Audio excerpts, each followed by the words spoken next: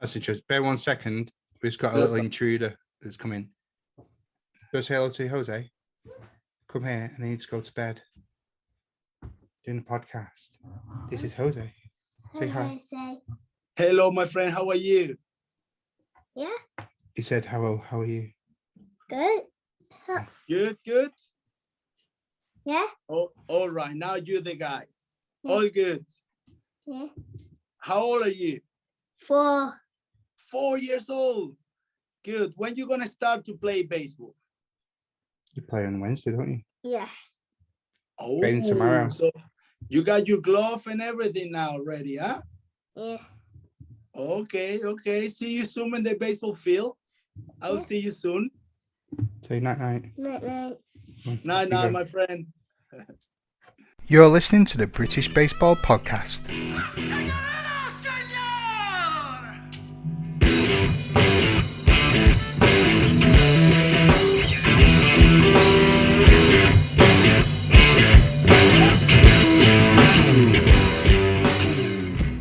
Jose, welcome to the British Baseball Podcast. How are you? Thank you very much, Matt. I'm good, thank you. So just looking forward to this opportunity to talk to you for a while. But yes, now finally we're sitting here. Yeah, indeed. Some chat. Yeah. Yeah, like we said off camera. This has been something I've been looking forward to for a while, and we've been trying to get the ball rolling on. So I think we should just jump straight in. What's that shirt you're wearing, by the way? What jersey are you wearing? That's the first Bournemouth Bears sample that we received. We want to go like this, stripy. Mm-hmm. But in that year, the guys just like to change a little bit colors and different model, different design, and I'm agree with that. So I keep that like the first Bournemouth Bears jersey. That's beautiful. Pinstripes as well. What's the pinstripe influence? That was my team when I play in Venezuela, the Little League. We play in a stripe and a black top, but the trousers always was stripy trousers, and I tried to get something similar. Yeah, that's really cool. So why don't you take us back then? Why don't you take us back to the very beginning? Jose, how did you first get introduced to baseball? Okay, so I at the age of 7, I started watching baseball in my house, but I was like, I want to play. I want to try. My dad gave it to me a small glove with a baseball and a bat, like baseball set for kids.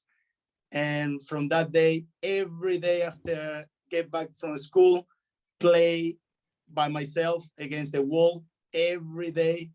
My mom, my dad go crazy, like, okay, we need to get you in one team here.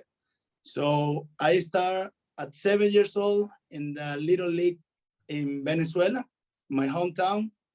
And from the day one, I just got in love to the sport. So what was it particularly about baseball then and not something else like rugby or football that appealed to you? Well, in my country, the main sport is baseball. I think that we don't have too much to choose, in being honest with you. Just a few sports that we have there: basketball, football, and I got a love of baseball.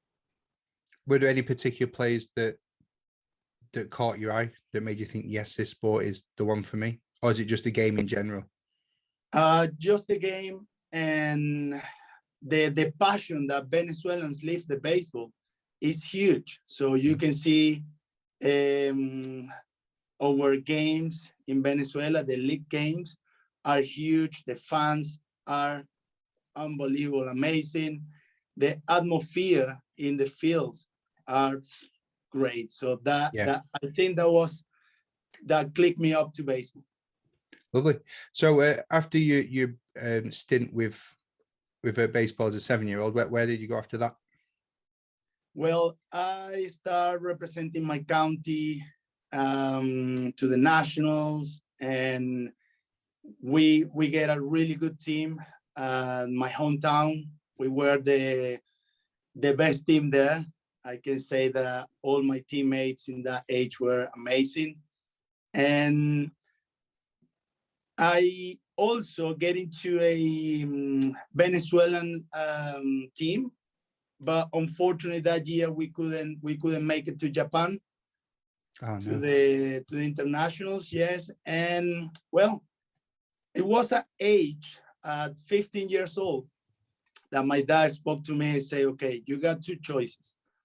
If you want to dedicate to baseball, you got skills, but you need to work hard. And if it's not, just take it as a hobby.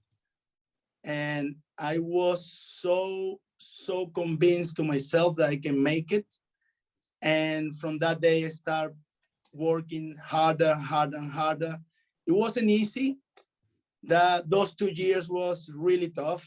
I cannot lie to you. I did at least 65 to 70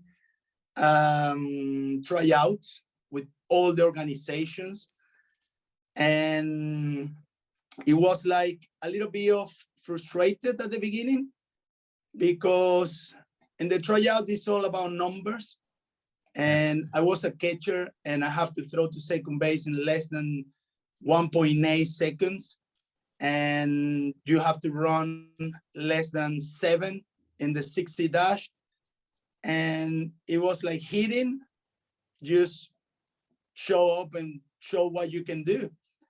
And that was frustrating because I was not in the numbers yet, and I worked hard, and nothing happened. Also, in my first 2 tryouts with the Houston Astros, they sent me to the university. They say, Jose, you have to go to university. You're not built for it. And after a year, I did a tryout again with Houston, and I think it was the best tryout I ever had. They gave me the opportunity. I signed in 2002 in September. And from that day, I just worked hard and harder to reach everything I reach in baseball. Yeah. Well, before we get on to the Astros bit, for a lot of people getting those setbacks, they probably would have thrown the towel in. What was it then that drove you on to just keep going? In that time, my desire to play, my desire to be in the TV, my desire to be someone as Andres Galarraga in that time, or Eddie Perez, that was my favorite catcher in the big leagues. Yeah. And I just want to be there. And my desire makes me work harder and harder. So what was it about him that you liked the most? The first catcher that I started looking was Eddie Perez, because he was the catcher for my hometown professional team. But after the time, I started seeing the Poch Rodriguez, Ivan Rodriguez. That was my idol. And yes, that was those 2 guys that make me keep in my position as a catcher. So did you play pro ball in Venezuela? Sorry? Did you play professional baseball in Venezuela before you moved to Houston? Yes. So the deal in Venezuela is when you sign a contract with any major league team, the teams in Venezuela offer you a contract to play there in the reserve teams. So I signed for the capital team. They call Leones del Caracas. And I started my career with them, playing the winter ball in Venezuela and playing the summer in the US. Yeah. So how did you get picked up by the Astros? Were you drafted, or did you just attend the tryouts? No, free agency. Okay. You do in Venezuela tryouts. We don't have draft. At that moment, we didn't have any draft or some sort of similarity to baseball in the US, that they get drafted and stuff. We just get to the tryouts, and if the team wants to sign you, you offer a contract. Yeah. And how did you make sure that you stood out above all the others that were there in free agency? Because I'm guessing that if it's an open door and anyone can go and try out, that you would have had your work cut out for you to get noticed. Yes, is in Venezuela they get like independent academies. The academies, independent academies, is the ones are it's like you train every day in the academy, and they look in the tryouts for you, and they will tell you when you're ready to try out and when you don't. And that's the way. So they get 10% of the contract of each player. So that's the way we do that in Venezuela. Interesting. And so you've worked your way through the ranks when you're in Houston. You've done rookie league all the way up to AAA. There's been a lot of discussion of late about the conditions of minor league players, and there's some fantastic stuff out there. With John from Backflip and Nerds has interviewed some great people about the conditions of minor leaguers. So I never thought I'd get the chance to ask this question. Can you tell us about your experiences with minor league baseball and some of the issues that you would have faced?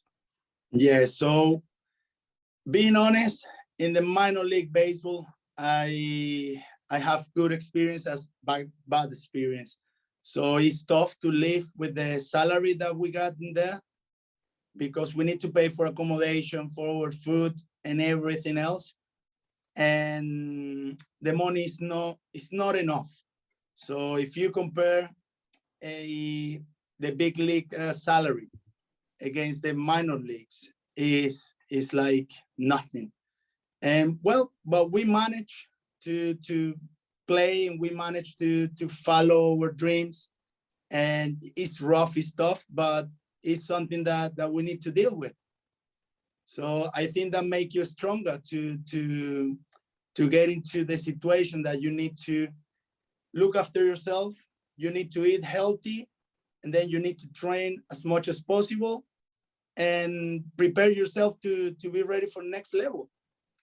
So how were you able to do that on such a small budget? It sounds like there's a lot there to do, especially like trying to eat healthily, get really good training, and one thing that John always mentions about, if you got a good night's sleep, you're a better person. I mean, anyone that's got kids will tell you what you like after a bad night's sleep. Absolutely. So how was that? How did you manage to overcome those sort of obstacles?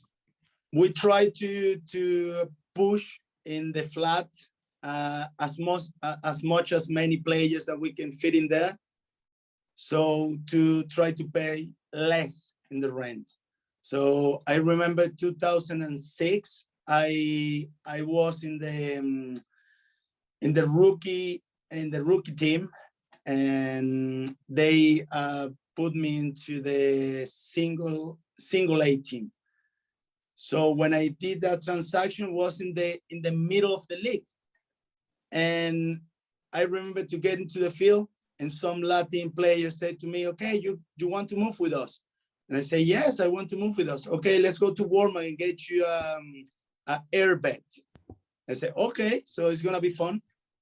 When I get to the apartment, we got in a 4 rooms flat. We had 9 players. Oh man! Like 5 living in the living room. There was a huge living room, but we stay like that for about 2 or 3 months for the rest of the season. So air bed, you get there and pay less money, but that was the condition. Sometimes are really tough. Yeah.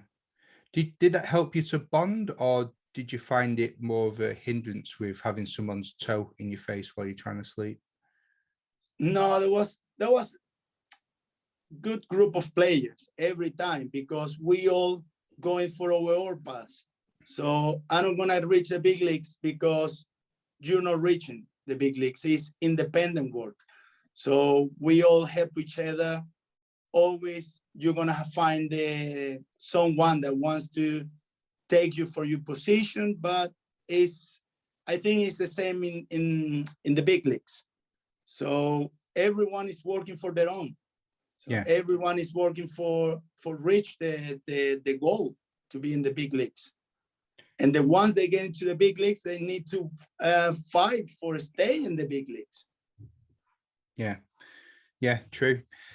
So can you talk to us about any of your favorite baseball memories from around that time period? Well, I was in Tennessee, Greenville, Tennessee, playing the first rookie ball. And I went really, really bad that the last game I played there.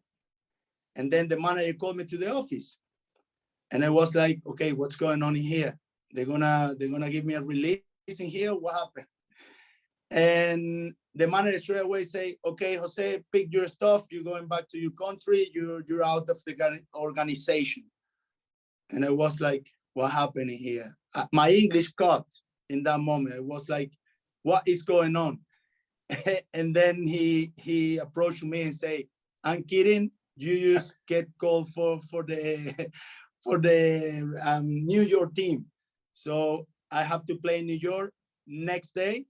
Oh, wow. And when I arrived in New York, the manager said to me, welcome, and you ready to play? I had like 12 hours travel from Tennessee to New York. And I said, yes, I'm ready. In that game, my first at bat, I hit a double with 2 men on base and 2 RBIs in that double. And then the second one was a home run with 1 man on base. Amazing. So after that game, I feel like, okay, I can play in that level. That was huge to prove when you're a rookie that you can play in those different levels. But I remember one of my best teammates said to me, I was scared that night. I was scared. He said to me, Jose, that's the same distance from the mound to the home plate, from the home plate to the first base. It's the same distance. It's the same ball. It's the same everything. Just go there and have fun. And I think that was one of the best advices that I have in all my career. What were the different levels like from going from single A to double A to triple A? What was the golfing class? Yes. The order is Venezuelan and Dominican Republic Summer League. Yeah.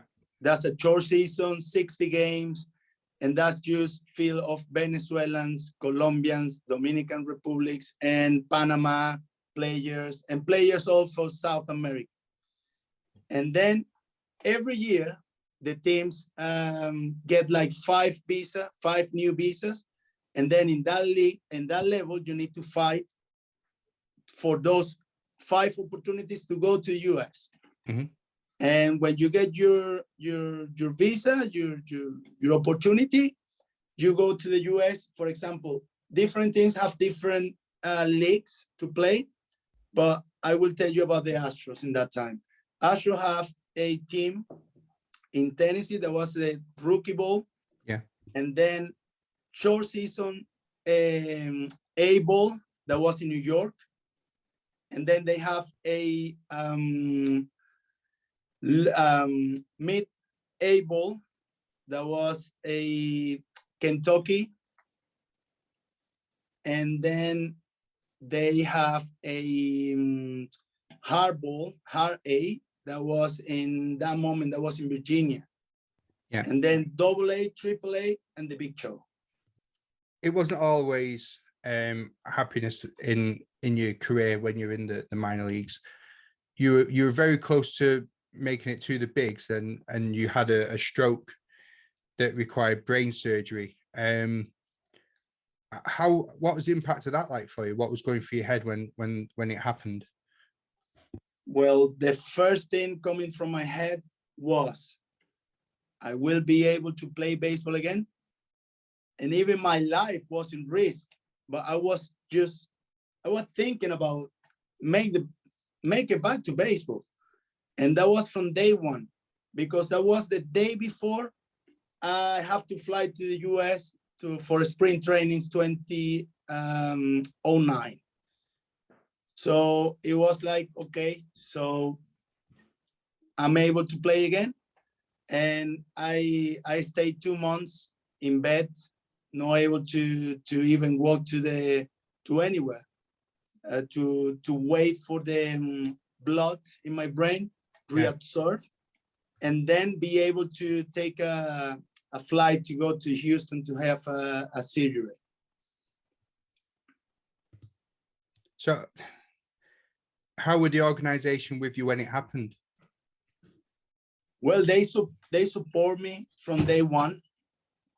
They say whatever I need from them, so to be better, so to get ready to play, even if I don't get ready to play again, just for my health, they will help me from day one. And I feel the support. Also, when I was able to have to take a flight to the US, they sent me with the best of the best doctors in the same hospital that the big leaguers go, and they treat me like a big league. And that makes me feel really, really, really grateful, because without a Houston Astros, I don't know what happened. I don't know what could happen that time. So, and then I get the brain surgery, and the recovery was about a month. I went back to Venezuela, and then they called me to go to Florida to the spring training complex to start my rehab. And I started my rehab, I think was late June. And I did whatever needs to take to be back. And that was a miracle that I caught the last game of the AA season. Yeah. And that was like, never forget that game. So I started in the lineup, catching, and I remember I put my mask, the umpire called play ball, and I couldn't stop crying. I was playing literally with my eyes full of tears. And I managed to, to take the the tears away and enjoy the game, but I couldn't believe it. So in that time, but every day my mindset was, I want to be back. I want to be back in the field.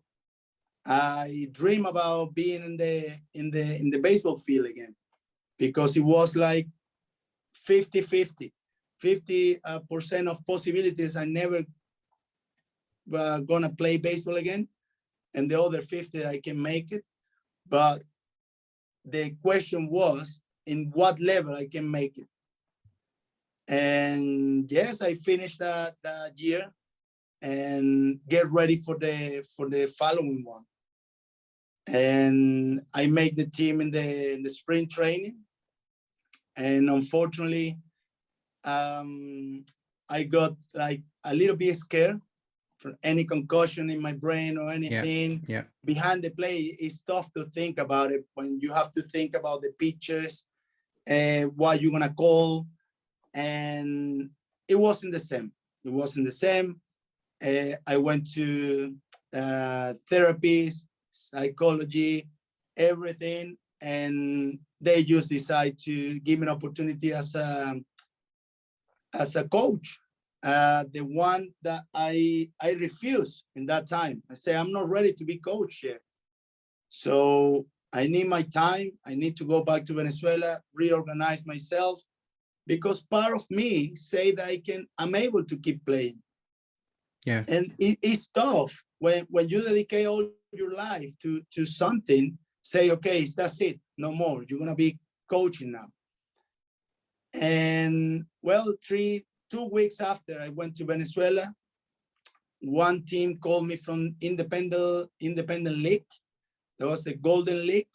They called me and they offered me a good contract to go there. And I went there. So I spent like 3-4 months in independent league, trying to get something out of my mind about my health and everything.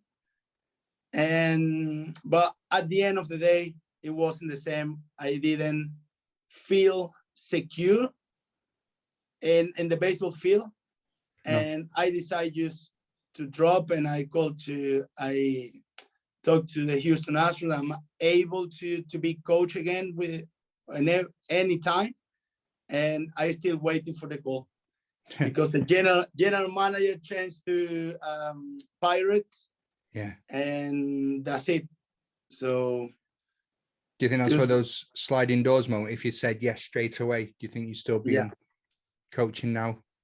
Maybe in America? But I don't think I was preparing that time. So I think everything happened for a reason.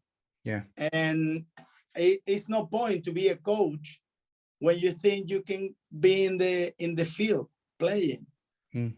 So it's tough. That's why almost every player that turned to coach is in the end of their career. Is when they say, okay, I'm not able, I have a lot of pain in my knee or my back or whatever. I had enough. So now I'm gonna be coach. And that's the difference that time for me. I was just 25, 26 years old in that time. And I wasn't ready to being honest, to be a coach. Yeah. So what? How did you step back then? I mean, I'm guessing then did that go into your head that much that you didn't play anymore? Did you not like try a different position, or did you like maybe go for pitching? No. My strong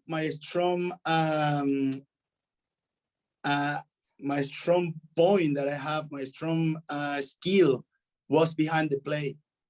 So I never be the hitter that hit 300 and 20 home runs. I never been that player.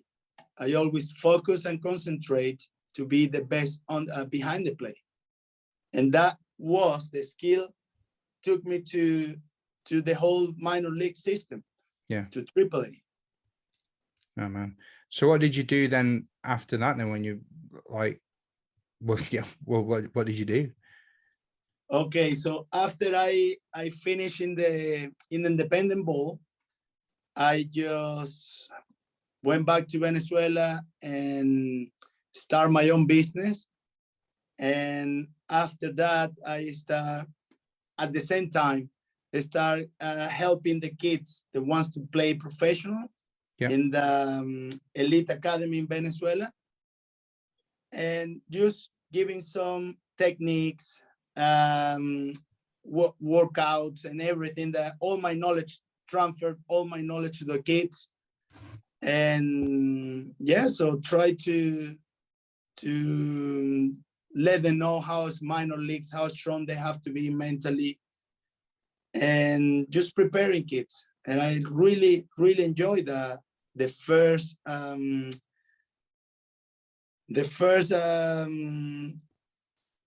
as a coach, first time as a mentor. Yeah. And I really enjoyed that time. So what sort of things would you tell the kids? The first thing that I teach, and I still teaching, is baseball is to have fun.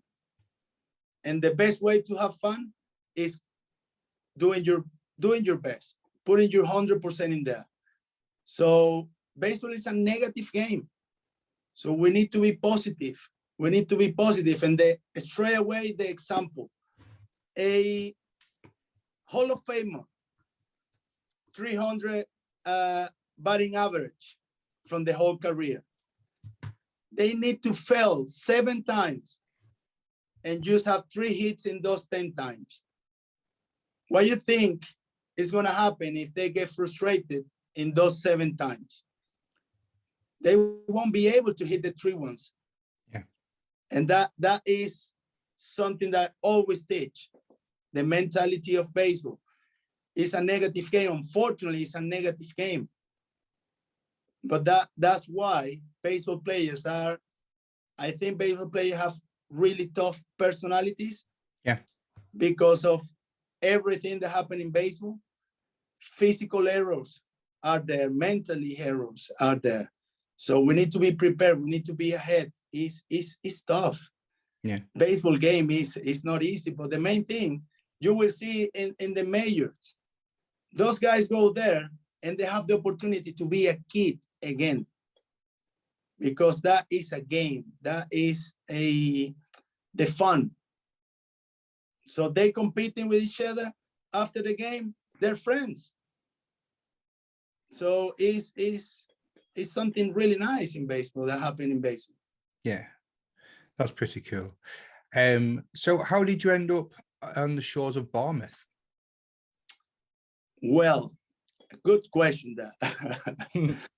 I came to Bournemouth to say hi to some friends, and one of those friends told me about they had a team in Bournemouth, a baseball team, and I was about to move from Venezuela to Europe because I don't want to go to the US. I don't know why.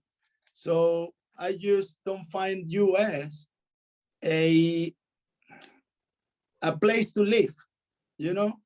And I've never been in Europe. So I want to try to Spain, Portugal, maybe Netherlands, but England was in the last bit of the list. And then I came to Bournemouth and I spent like 2 weeks here in December. And the only day, a sunny day that I have in that December, my friends took me to the Bournemouth Bears. And I just got in love of the sea view, everything. So I say that's the place I want to live. And if it's baseball, I'm gonna go for it.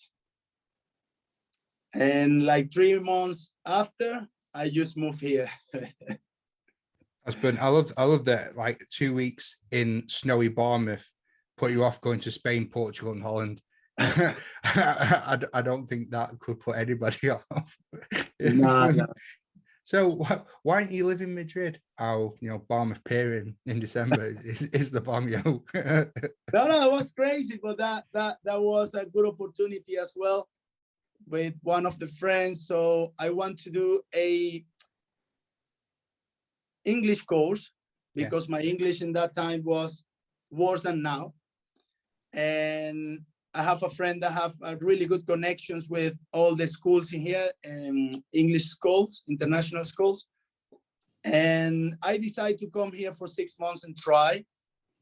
And unfortunately, in that summer, the team that was the previous team that was in Bournemouth, they used Spanish. Oh. And I was like, okay, so what's the nearest one? And there was a Southampton Muslims in that time. Yeah. I played for Southampton for that season. Mm-hmm. And I said like, okay, I think I can make a team in Bournemouth. So I just need the bodies and I will get the rest. So I train them. I do whatever it needs to take to have a team in Bournemouth. And I started in 2017, just making some advertising through Facebook and putting some flyers everywhere. And the people start coming and we start building the first team. So we got like 13 players. And I say, okay, next year with those 13 players, we can get into the league. And that was basically what happened.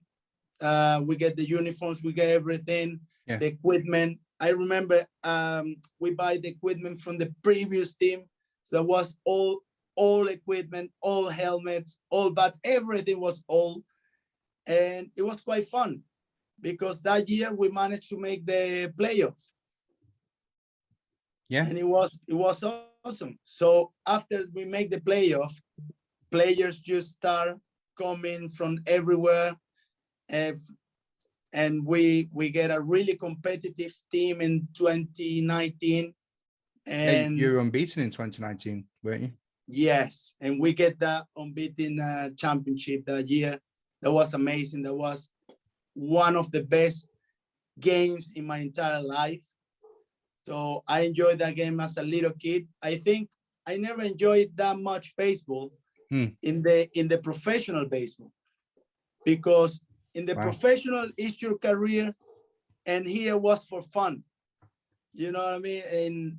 And yeah, so after that year, 2020, we got a lot of confidence to be a good team again in the AAA league, but everything come in the same way, COVID, everything. Yeah. But that helped us to build a better strategy for the club, because we got a lot of players and it was a lot for one team. And we decided to open a single A team and the AAA team. That was the first year, was in 2021. And we managed to have both teams in the league. And I just look back and think about what we had in 2017. And that is like Bournemouth Bears, like my baby. So I'm so proud of everything we're building here. And we're still growing, and that's good. Yeah. I'm just worried that we're on a time constraint and you need to pop off shortly, but I can't let you leave without talking about your brief stint with GB Baseball. Now, you've said before you've got a passion for growing the game, and even Andy Moore, who managed to help us hook up to get this meeting together. So a big shout out to Andy.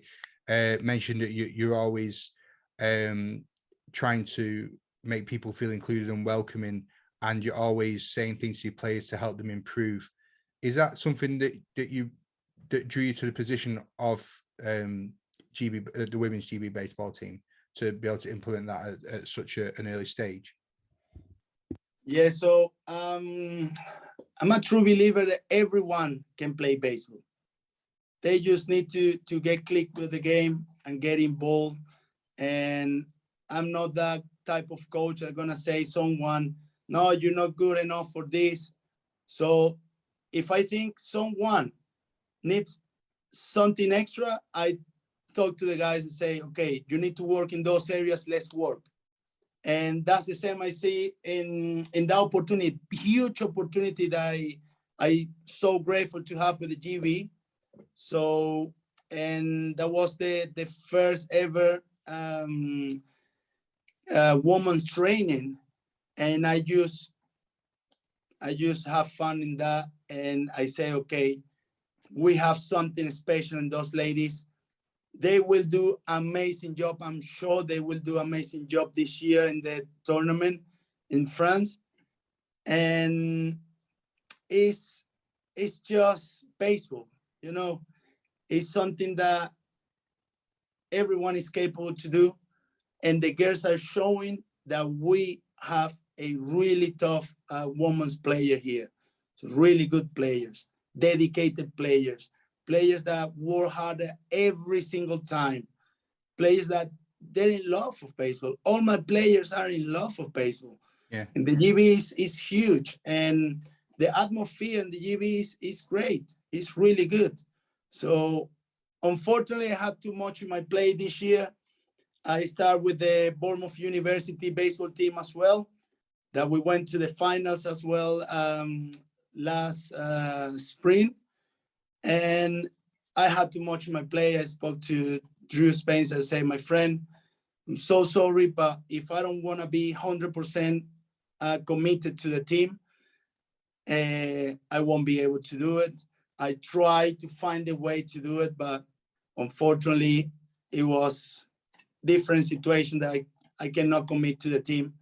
Yeah. And my players deserve my 100%, or any head coach 100%.